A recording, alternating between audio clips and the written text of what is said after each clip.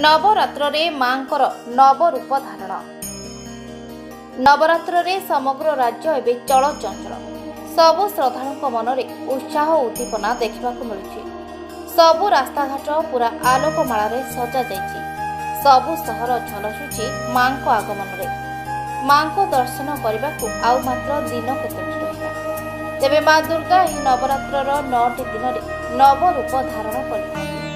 ପ୍ରଥମ ଦିନରେ ମା ଶୈଳପୁତ୍ରୀ, ଦ୍ୱିତୀୟ ଦିନରେ ମା ବ୍ରହ୍ମଚାରିଣୀ, ତୃତୀୟ ଦିନରେ ମା ଚନ୍ଦ୍ରଘଣ୍ଟା, ଚତୁର୍ଥ ଦିନରେ ମା କୁଷ୍ମାଣ୍ଡା, ପଞ୍ଚମ ଦିନରେ ମା ସ୍କନ୍ଦମାତା, ଷଷ୍ଠ ଦିନରେ ମା କାତ୍ୟାୟନୀ, ସପ୍ତମ ଦିନରେ ମା କାଳରାତ୍ରି, ଅଷ୍ଟମ ଦିନରେ ମା ମହାଗୌରୀ ଆଉ ନବମ ଦିନରେ ମା ସିଦ୍ଧିଦାତ୍ରୀ ରୂପରେ ସଜେଇ ହୋଇଥାନ୍ତି।